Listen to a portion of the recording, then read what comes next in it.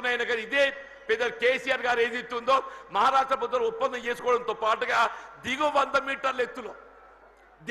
మీటర్ల ఎత్తులో మేడిగడ్డ వద్ద బ్యారేజ్ నిర్మాణం చేయగలిగినట్టయితే అటు ప్రాణహిత నదీ జలాలు, ఇటు గోదావరి నదీ జలాలు, అటు మానేరు ప్రాంతంగా వచ్చే నదీ జలాలు అన్నింటిని మనం ఎత్తిపోత ద్వారా వినియోగించుకుంటే ఒక 300 టీఎంసీ లభ్యత పొందే అవకాశం ఉందని చెప్పి అంటున్నాడు.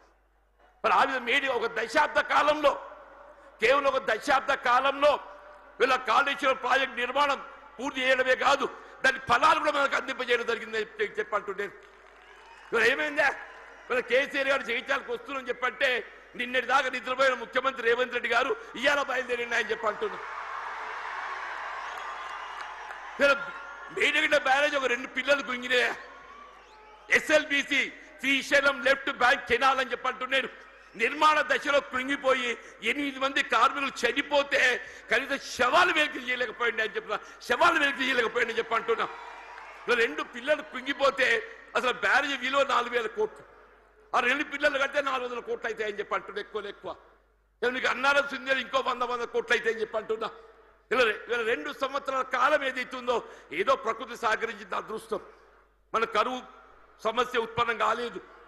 రేపేదైతో ఎల్లినో ప్రభావం నిజంగానే కరువు వచ్చినట్టయితే మన భవిష్యత్తు ఏం కావాలి, కరువు వస్తే మన భవిష్యత్తు ఏం కావాలని చెప్పి అంటున్నా. అదే పెద్దలు కేసీఆర్ గారు ఏదైతో జగిత్యాల పడ్డానికి వస్తున్న సందర్భంగా రేవంత్ రెడ్డి ఏదైతుందో నిద్ర లేచినట్టు నటిస్తుందని చెప్పి అంటున్నా.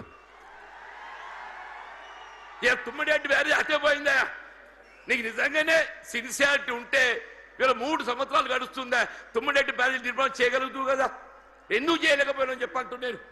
వీళ్ళ నిన్నటి వరకు ఏదైతుందో వీళ్ళు ఏ కాళేశ్వరం కూళేశ్వరం అని మాట్లాడిండే, అదే కాళేశ్వరం అదే మేడిగడ్డ ఏదైతుందో మన భవిష్యత్తు ఏదైతుందో మనకేది అండగా ప్రాజెక్టే మేడిగడ్డ కాబోతుందని చెప్పి అంటున్నాను.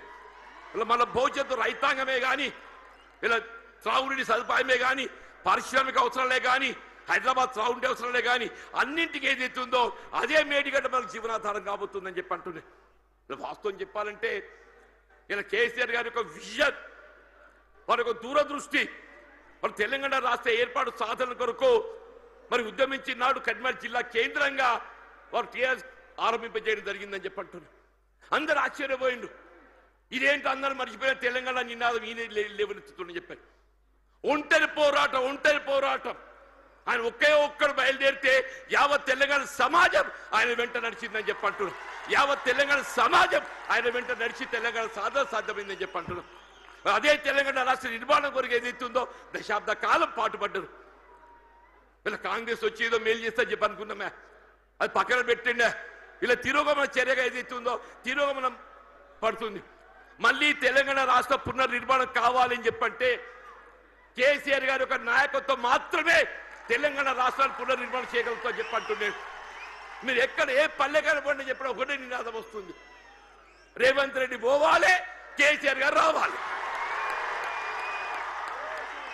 ఒకటే నినాదం, రేవంత్ రెడ్డి గారు పోవాలి, కేసీఆర్ గారు రావాలి, కాంగ్రెస్ పోవాలి, బీఆర్ఎస్ రావాలి. అంటే ఏంటి, ప్రతి పల్లె గుండెల్లో ఏదైతుందో ఇవాళ ఈ నినాదం కేసీఆర్ గారు ఇవాళ వస్తుంటే నిజంగా చెప్తున్నా మొత్తం కూడలని యువత ఉత్సాహం కేరింతలు చూస్తుంటే మళ్ళీ తెలంగాణ రాష్ట్ర ఏర్పాటు ఉద్యమ దినాలు గుర్తుకొస్తాయని చెప్పంటున్నా. ఆనాడు తెలంగాణ రాష్ట్ర ఏర్పాటు ఉద్యమ సమయంలో కేసీఆర్ గారు నడుస్తుంటే యువత కేరింతలు ఏ విధంగా ఉండేనో ఇవాళ కేసీఆర్ గారు జగిత్యాల పర్యటన ఏదైతుందో మళ్ళీ అదే కేరింతల ఉత్సాహం యువతలో కనబడుతుందని చెప్పంటున్నాను. ఇలా అదే కేసీఆర్ గారి యొక్క నాయకత్వం తెలంగాణ రాష్ట్ర పునర్నిర్మాణానికి ఇలా మనకి ఏకైక నాయకత్వం కేసీఆర్ గారు అని చెప్ప తప్పదని చెప్పంటున్నారు. ఇలా వారి ఆధ్వర్యంలో పనిచేసే అవకాశం నాకు లభించడం, ఇలా వాస్తవంగా ఇద్దరం కూడా ఈ ఒకరి పట్ల ఒకరు అభిమానం కలిగి ఉన్నామే. కానీ ఏదైతుందో కలిసి ప్రయాణం చేసే అవకాశం కొంతకాలం వచ్చింది. 2004-2009 మధ్య కాలంలో ఇద్దరం కలిసి ప్రయాణం చేసినాం, ఎన్నికల్లో కలిసి పోటీ చేసినాం.